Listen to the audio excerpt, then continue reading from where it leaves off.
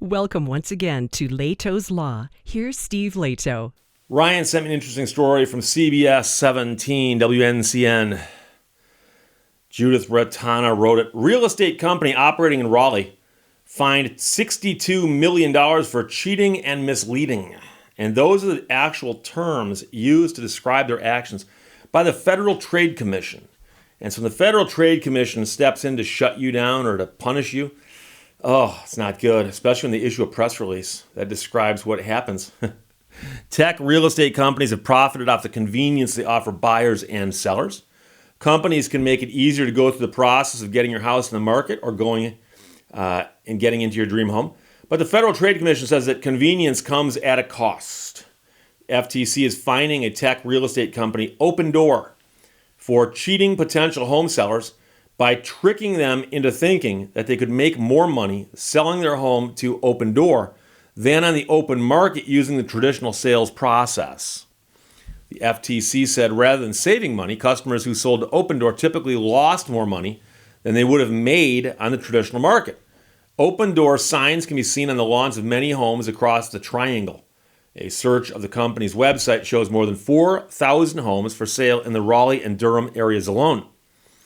There is nothing innovative about cheating customers, says the director of the FTC's Bureau of Consumer Protection, Samuel Levine. Opendoor has now agreed to the following. They're going to pay $62 million back to customers, stop deceiving potential home sellers, and stop making baseless claims, and instead use competent and reliable evidence to support any representations made about the costs, savings, or financial benefits. The agreement, I suspect, is in the form of a consent decree of some sort.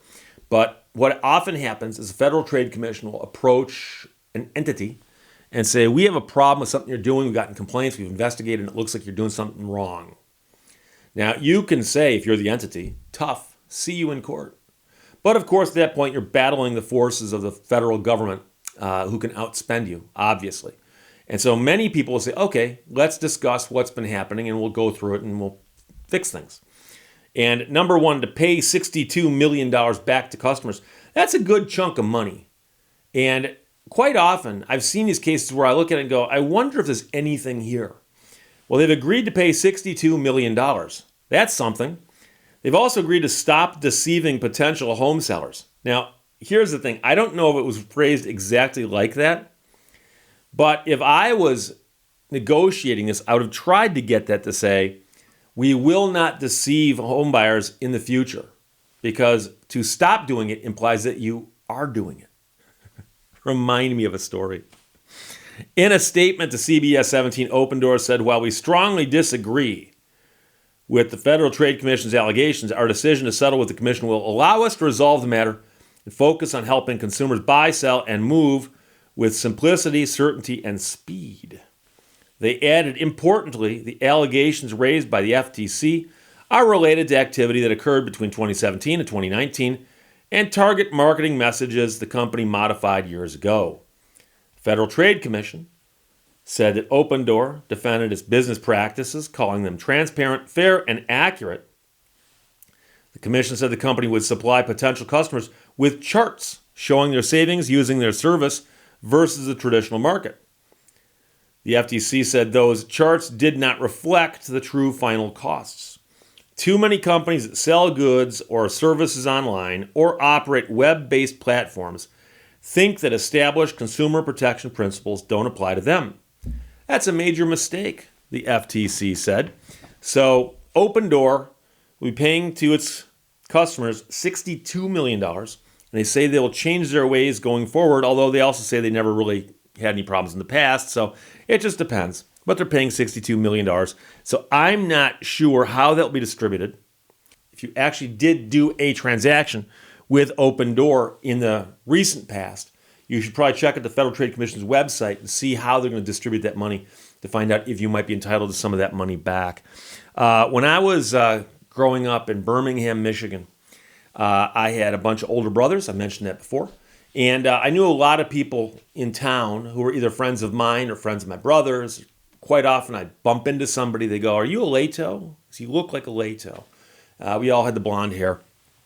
And So, you bump into people who know people and so on and so forth. And I heard a funny story, and I'm not any of the actors in this story, but there was a family that lived on a street a couple miles away from the local high school. And they lived on this very nice street. And they had a couple kids that went to the high school. And for some odd reason, there was another kid at the high school. And I didn't know him, but one of my brothers knew him pretty well. And for whatever reason, he thought it was funny to pull up the driveway of this other kid's house where he lived with his parents. And he'd pull up the driveway, back his car up the driveway in broad daylight, and do a burnout in the driveway where he'd smoke the tires and just all the way down the driveway, and then he'd drive away. And the parents often weren't home during the day, and he'd often do this during the day. But once in a while, he'd be driving by and he'd get the hankering to go over there and do a burnout in these people's driveway. And on one of the occasions, somebody was home. And they looked out the window and they go, "Hey, I know him. I go to school with him." So apparently, when the parents came home that day, and there'd been these burnout marks in their driveway for the last few weeks, the kid who went to school with this other kid said, "Mom, Dad, I actually know who's doing the burnouts in the driveway." The dad goes, "Who?" Kid goes, "Well, it's somebody I go to school with." And told their parents the name of the 17 or 18-year-old kid who was doing the burnouts in the driveway because they recognized the person. And this is in a day and age back when everyone had listed phone numbers and we were all in the phone book. And the father goes, "Okay, what's the kid's name?" Opens up the phone book, finds the kid's phone number, calls the house, and I believe gets the father of the kid on the phone. And it said, "Hey, just man to man here, father to father. We have a little bit of an issue.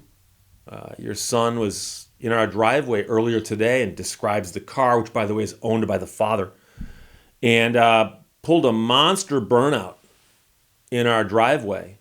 And my child saw it and recognized the driver of the car because my child goes to school with that kid.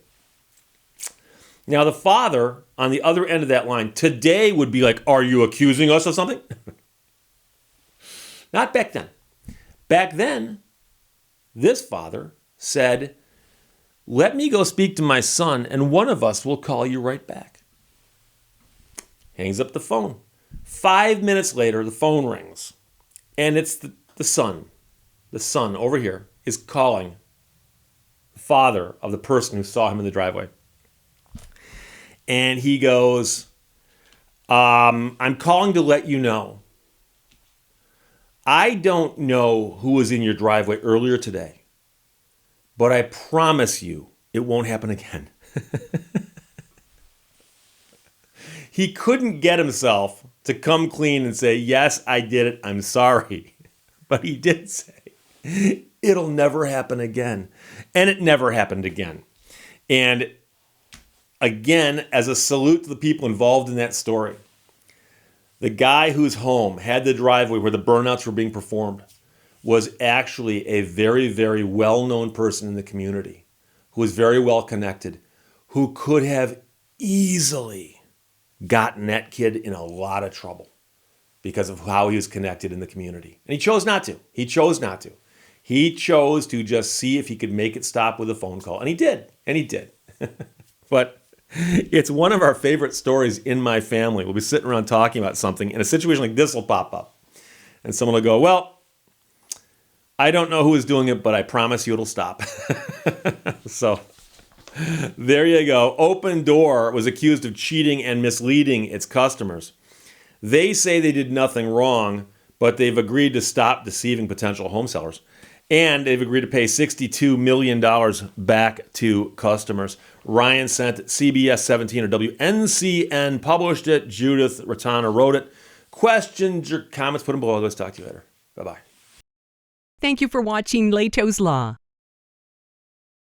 One can never know for sure what a deserted area looks like.